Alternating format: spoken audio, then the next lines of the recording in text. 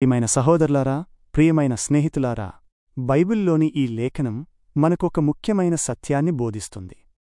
యూదుల చరిత్ర కేవలం వంశపారంపర్యంగానో శరీర సంబంధమైన వారసత్వం ద్వారానో దేవుని ప్రజలుగా అంగీకరించబడలేదని ఇది స్పష్టం చేస్తుంది. యేసుకాలంలో బాప్తిస్మమిచ్చే యోహాను మేము అబ్రహాము సంతానము అని చెప్పుకునేవారికి దేవుడు ఈ రాళ్ల నుండి కూడా అబ్రహాముకు సంతానాన్ని పుట్టించగలడు అని చెప్పాడు. ఈ మాటల యొక్క లోతైన అర్థమేమిటంటే, కేవలం పుట్టుక ద్వారా అంటే రక్త సంబంధం ద్వారా ఎవరూ దేవుని ప్రజలు కారు. ఈ సత్యం కొత్త నిబంధనలో మాత్రమే కాదు, పాత నిబంధనలో కూడా స్పష్టంగా ఉంది. ఇశ్రాయేలీయులు ఐగుప్తు నుండి బయలుదేరినప్పుడు వారి అవిశ్వాసం మరియు అవిధేయత వల్ల అరణ్యంలో చాలామంది రాలిపోయారు. యెహోషువ నాయకత్వంలో వాగ్దాన భూమిని స్వతంత్రించుకున్నది విశ్వాసంలో స్థిరంగా నిలిచినవారు మాత్రమే. దేవుని రాజ్యం మరియు మానవరాజుల ఆశ. ఇశ్రాయేలీల చరిత్రను గమనిస్తే వారు దేవునితో సీనాయి కొండ వద్ద ఒక ఒప్పందం చేసుకున్నారు. దీని ప్రకారం యెహోవా వారికి రాజు, వారు ఆయన ప్రజలు, మరియు ధర్మశాస్త్రం వారి రాజ్యాంగ చట్టం. అంటే వారి జీవితంలో దేవునిదే సంపూర్ణమైన అధికారం. అయితే వారి చివరి న్యాయాధిపతి అయిన సమూయేలు కాలానికి వారి దృష్టి బలహీనపడింది. వారు ఇతర దేశాల వలెనే తమకూ ఒక మానవరాజు కావాలని కోరుకున్నారు. ఇది కేవలం ఒక చిన్న కోరిక కాదు. దీని వెనుక దేవుని సార్వభౌమత్వాన్ని నిరాకరించే ఆలోచన ఉంది. అయినప్పటికీ దేవుడు వారి కోరికను అనుమతించాడు. కాని ఒక నిబంధన పెట్టాడు: రాజు ఇశ్రాయేలీలలోనివాడై ఉండాలి, మరియు అతని పాలన ధర్మశాస్త్రం ఆధారంగానే జరగాలి. దీని ప్రకారం సౌలు ఇశ్రాయేలీల మొదటి రాజుగా నియమించబడ్డాడు. కాని దురదృష్టవశాత్తు సౌలు దేవుని కృపను నిలుపుకోలేకపోయాడు. దావీదు సింహాసనం మరియు దాని ఆధ్యాత్మిక మార్పు. దావీదు దేవుని చిత్తాన్ని అనుసరించి రాజు అయ్యాడు. దేవుడు దావీదుతో ఒక గొప్ప వాగ్దానం చేశాడు: అతని సింహాసనం శాశ్వతంగా ఉంటుంది. మీకా ప్రవక్త కూడా ఈ వాగ్దానాన్ని గురించి ప్రవచించాడు: మెస్సియా బెత్లెహేములో పుడతాడు అని. అయితే దావీదు సంతతిలో కొన్యా, యెహోయాకీను వంటి చెడ్డరాజుల వల్ల దేవుడు తన సింహాసనాన్ని యూదా నుండి తొలగించవలసి వచ్చింది. కొన్యా అవిధేయతకు దేవుడు తీవ్రంగా తీర్పు చెప్పాడు. ఈ మనుష్యుని గూర్చి సంతానహీనుడని, తన దినములలో వర్ధిల్లనివాడని వ్రాయుడి.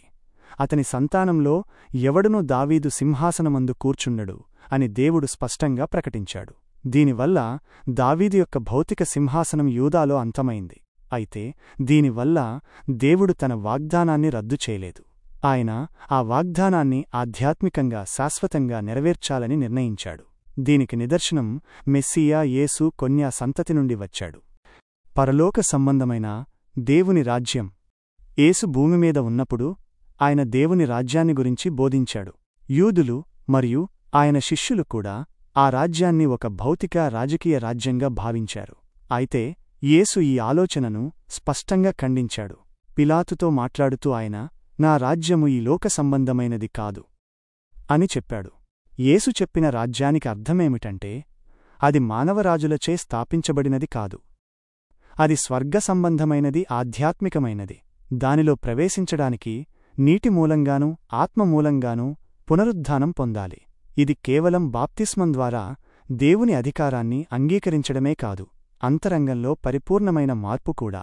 పౌలు అపోస్తలుడు గలతీయులకు వ్రాసిన లేఖనంలో ఈ నూతన ఆధ్యాత్మిక సమూహాన్ని దేవుని ఇశ్రాయేలు అని పిలిచాడు. ఈ రాజ్యం యుద్ధాలతోనో కత్తులతోనో విస్తరించదు. దాని విత్తనం దేవుని వాక్యం.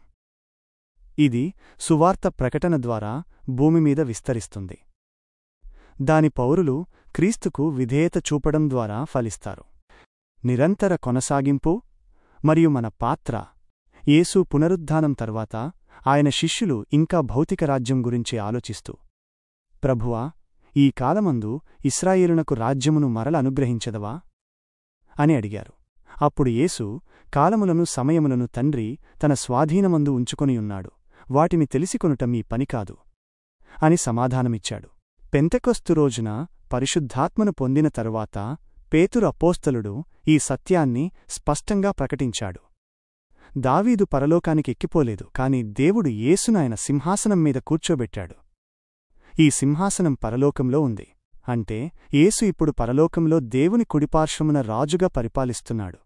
ఈ రాజ్యం ఖడ్గంతో సాధించింది కాదు, దాని రాజ్యాంగ చట్టం కొత్త నిబంధన.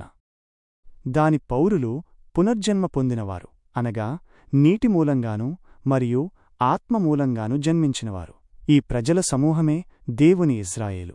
ఈ ఆధ్యాత్మిక సత్యాలను గ్రహించకపోతే మనం ఇంకా నికోదేమువలనే ఉన్నాము. నికోదేము ఒక యూదులకు బోధకుడు మరియు నాయకుడు. ఆయన యేసు దగ్గరకు రాత్రివేళ వచ్చి దేవుని రాజ్యం గురించి తెలుసుకోవడానికి ప్రయత్నించాడు. కాని యేసు ఆయనతో, మరలా జన్మించకపోతే దేవుని రాజ్యాన్ని చూడలేవు అని చెప్పాడు. అలాగే మనం ఈ సత్యాన్ని అర్థం చేసుకోకపోతే మన జన్మ కేవలం పేరుకే అని మనం రుజువు చేసుకుంటున్నాము. పునరుత్థానం పొందిన క్రీస్తురాజుగా ఉన్న ఈ రాజ్యమే ఇప్పుడు ఉనికిలో ఉంది. దాని పౌరులుగా మనం కూడా క్రీస్తుతో ఆయన సింహాసనం మీద కూర్చున్నాము. ఈ వాస్తవాన్ని అర్థం చేసుకున్నప్పుడే మనం నేను రక్షణ పొందా మని చెప్పగలం. లేకపోతే వెయ్యేండ్ల పరిపాలన లాంటి భౌతిక ఆలోచనల కోసం ఎదురుచూస్తూనే ఉంటాం. దేవుని రాజ్యం ఇప్పుడు ఇక్కడే ఉంది మరియు దాని రాజు క్రీస్తు యేసు. మనం దేవుని రాజ్యం యొక్క పౌరులమై దేవుని వాక్యానికి విధేయత చూపాలి. అదే మన ధర్మం.